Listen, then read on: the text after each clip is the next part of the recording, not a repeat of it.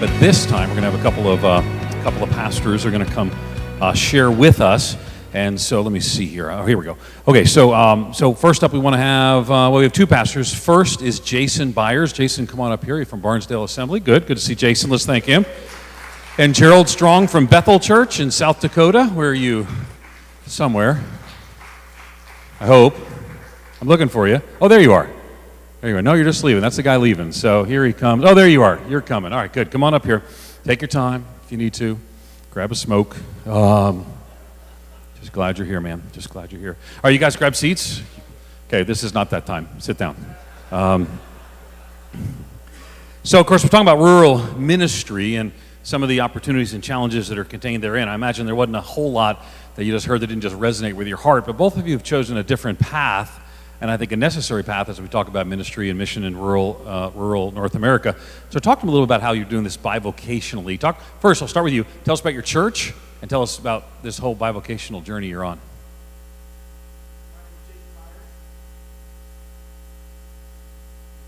No worries. Yeah, just get the show's green. You're good.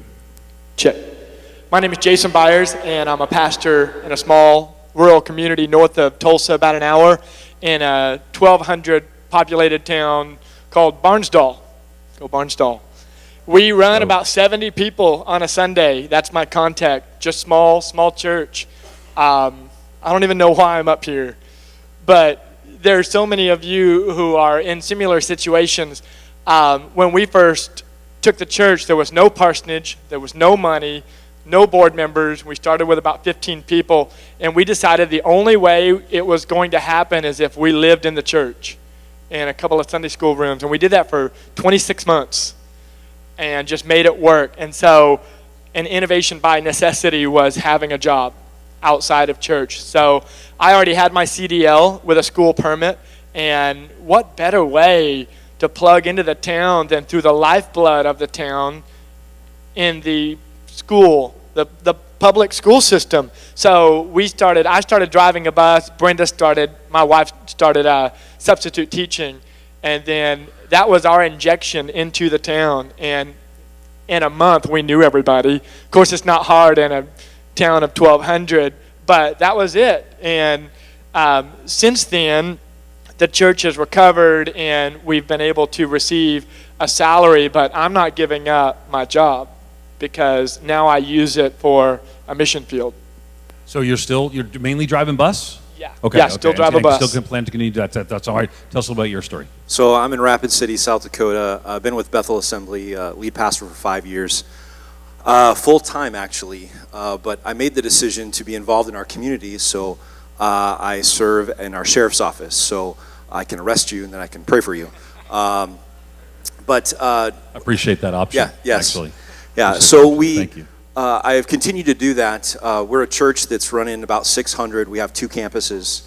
But I've made the choice, my board's allowed me to make the choice to serve in our community on a regular basis in that capacity. And it's been incredible. Since I've done that over the last 5 years, I've been able to lead 16 deputies to the Lord, and they all attend our church. So it's like the safest church in town now. So you can speed through town, can't you? Yeah, you just go at absolutely. 95 miles per hour. No one will stop you. Maybe. Yes, exactly. One of the things we're talking about here is Brian sort of challenged us on a rural missiology.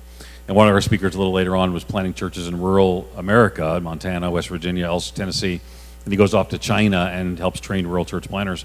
And you kind of talk about, that you'd expect some differences between rural America and rural China. But if a lot of people don't realize they have to think missiologically about the context where they are. Even the description you both gave have to do with the necessity of building legitimacy in a community. You're a legitimate partner and a valuable person in a community where you're a bit of an outsider. You're a legitimate partner and a valuable commodity now in the where you're a bit of an outsider. How did that help people bridge their relationships with you? Start with you. Well, the kids know me as bus driver Mr. Byers. And so building those relationships with a kid, I've always heard this, that if you pet the calf, you get the cow. It's really not a great, picture. What does that mean? I don't know. If you cut the calf, you get the cow? If you pet the calf, you get the cow. Pet the calf. I thought you said cut the calf, you get the cow. No, if you pet the calf, you get the cow. Shitty boy. All right, so, but I'm still not sure I checked. So if you pet the calf, you get a cow. If Okay. you minister to the children, Oh! you will get the family. Hold on just 1 second. If you minister to the children, you get I get the it now. family. Okay. This is good. This is good. So that's my way in. And I've been a youth pastor for 18 years before I became a senior pastor, and that was always my way in. So this was more comfort for me to be a bus driver and to minister to the children, and then through them I get to know the parents and the families of the community. So that's the way that impact works. And financially, how does that work? I mean, I don't think of bus drivers as a lucrative profession. So do you have to make it work with the church, with the bus driving role? How do you make it all work? My board is very flexible, and they understand that I can't stay in the office to minister to my community, and my way out is by getting involved in the community. And so anytime the school needs a field trip bus driver, I'm the guy. I'm the first sub that they call, and so I gladly say yes.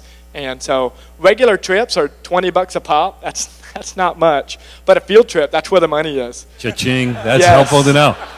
Somebody tweet that. The bus driving field trip is where the money is. All right. That's helpful. And also, too, that's where the parents, you get to meet more parents then as well, things of that sort. That's fascinating. Again, being a known commodity makes a difference. Now, again, I would be interested in your case.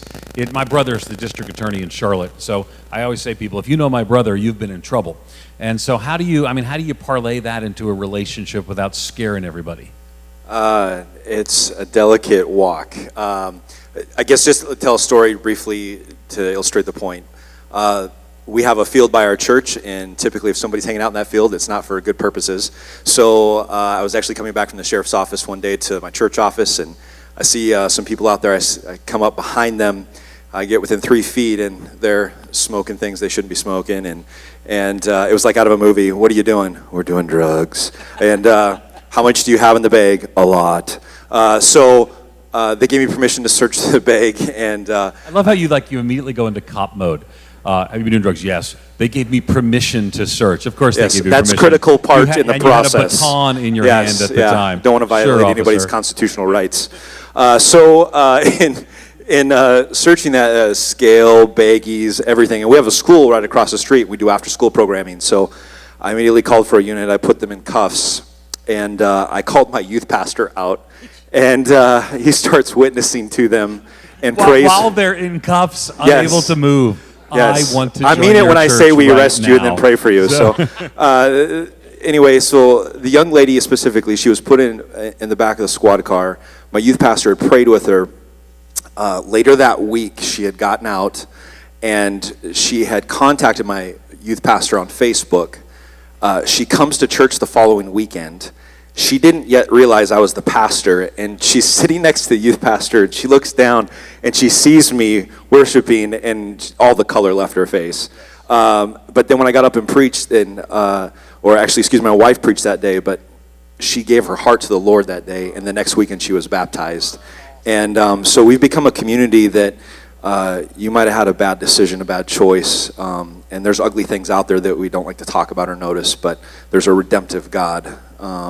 And when I think church people can capture that, it can change the conversation. It is interesting the contrast, though. So you're at a place where, you think of the bus driver as happy and coming to get everybody field trip, make all the cha-ching.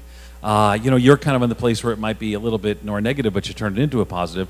I guess for both of you, and I'll start with you and then go to you, is how important is it in a smaller community, in a rural community, to have some engagement beyond I'm the pastor, the parson of the local church? What have you found? Because you're full-time at the church. You're not. You're full-time at the church, and you're still choosing to do this. So start with you. Why is that so important? I think because for me, I can't sit at a desk so long, but I think we get into a bubble and we miss the connection. We miss that building the relationship to getting known as a certain person or individual in the community. In that, it's built bridges, but also for me as a pastor, it's helped me relate better to the people in my church as they serve. They're working a full-time job, but then in that I also understand the stress of the family, the stress of another career, and that yet we ask you to serve on the weekends or whatever ministry is taking place. And so for me, it's helped build that understanding in a greater context, but also it has built bridges into the community where I'm trusted in multiple ways. Not just as a clergy member, but I'm trusted as somebody who serves and puts my life on the line at times. And I'm not judging somebody, but I'm bringing them through one of their worst moments. And the bridges that's built has been a huge amount of trust. Now you're serving here, so I don't know if you've served other places in the past, but does that seem more important in a rural context than it would in a non-rural context, or you think that would be true everywhere? My assumption is that it would be true everywhere, but especially within the rural context, because if you're an outsider and you don't understand my lifestyle and you don't understand and work beside me, I think it's hard to build trust. See, I'm not sure it's as true everywhere else. I think one of the things we may find is the necessity of these deeper relational connections in a rural context that, for example, I planted some churches in more suburban and urban contexts. We send out mailers, we do a big grand opening, and we're really focusing on anonymity. Hey, everyone can come and no one will know you. And that's just not the case in some of these contexts where you are. But I don't know. What do you think? I have a friend named David Bright who just planted a cowboy church. And he said on the way over here, we drove down from Oklahoma, that every morning he finds a place to have breakfast with the guys in his community. And they call that table the liar's table because that's where all the gossip is, right? And he said, I've made so many connections via the liar's table. And I told him he needs to write a book called The Liar's Table. So that's already trademarked. Nobody can take that. That's David Bright's. But it is so important to get plugged into the community that even if you're not Bivo, where you have a missions field already there in your workplace outside the church, you still need to get out. It's so important in the community because they're not going to trust anybody they don't know. And both of your jobs are outwardly facing jobs. It's not you're working a line and you only have one. You're talking to people. So I think choosing that job. Steve Sjogren, I think it was with the Vineyard, he wrote a book called Creating Communities of Kindness, where he talked about bivocationalism, and he said, don't get a job where you don't see anybody. I mean, this is part of a church planter. You want to be in the context. So let's say 2 years from now, you're running 150 or whatever, 200. Do you keep doing this? I mean, what are you thinking long term? Yes. Yes. The bus, something else? Good answer. What are you thinking? No, I like the bus. You like that? It's so cool. I do like the bus. You have to get up so early. It's okay. Okay. It's challenging. How early do you get up for the bus? Well, if I do a morning route, because I'm the first sub, so I don't have a regular route, but they call me about twice a week. I'll have to get up as early as 5:30. But, dude, that's not early for some people. When do you get up? Depends on what shift I'm working. So, yeah. Good. I've actually been praying about an hour and a half at 5:30 in the morning. I've already done my. At that point, I'm memorizing another chapter of Scripture. But whatever you want to do, man. We aspire to your level. Exactly. I'm such a liar. I am. I'm going to join that liar's table right over there. I hate the mornings. Okay, so all right. So, what exhortation would you give based on? I mean, there's 1,000 things you could give, but based on your experience here, that's sort of unique. That in what you're doing, what advice would you give to, you got pastors, rural church planters and pastors, about engaging their context? And again, it could just be do stuff like we're doing, but a little beyond that. What advice would you give? I would say it's worth having the conversation with your church leadership to allow you the time to invest in your community outside of the pastorate. It's worth that conversation. It's worth sharing with them the potential fruit it will bear. And I have never regretted making that request and pleading with them for it. And they have stood beside me, and it's been well worth the fruit that we've seen. What things, though, I think immediately comes to mind, you got to join the fire department. You've got to volunteer fire department. Absolutely. Being involved in that. But what other things come to mind in your case? Because you're full-time at the church. And so we might have people, remember, we'll put this video on the Rural Matters website. So some rural pastor right now saying, well, I can't drive bus that many hours a week if they're doing that. I don't have the skills to be a cop. What would you suggest? There's a huge need that I've noticed, at least in our other campus at one of our locations, is they struggle to have teachers, and so they are always needing substitute teachers. And so that's a great way, and the school is the lifeblood of any community. And if you have, some college or seminary, you can actually do that. When I was a church planter, I was a substitute teacher, made $46 a day. Ooh, baby, I was living the dream. And that wasn't like in the 1940s, just for the record. That was in just because I know you're The younger 50s. But that really hurt, man. That would really hurt. No, the 90s. All right, go ahead. What about you? What advice would you give about the relational connectedness necessary to rural ministry? People think that preachers still speak King James. Yes. And so that if they can see you for who you are and start building a relationship and see that you have real issues and real problems and real fears just like them, except that you trust in Jesus, that's what makes the difference relationally. And that's what they want to see. And you can't do that when you're just stuck in the office from 8 to 5, and then you go home and you just plant yourself there. They never get to know you. Let's move off of that specific topic. Let me go there. What's been your greatest joy and your greatest challenge serving in a rural context? You first.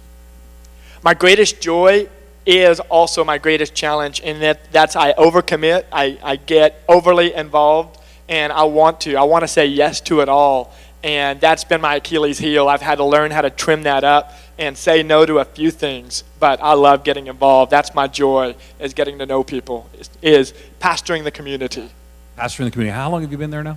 3 years. That's awesome. That's awesome. You're next. I think my greatest pain has been as a pastor, I think any other pastor, your heart is people, and so it's hard to say no when people need things from you, and creating space and boundaries so that way your family and God, of course, gets the primary attention. And being able to create those boundaries is not easy, but then as that's been created, one of the greatest joys is seeing people step up into leadership and fill those pastoral roles as we equip the saints for the work of the ministry. Has been powerful. You planted, right? Was yours a plant?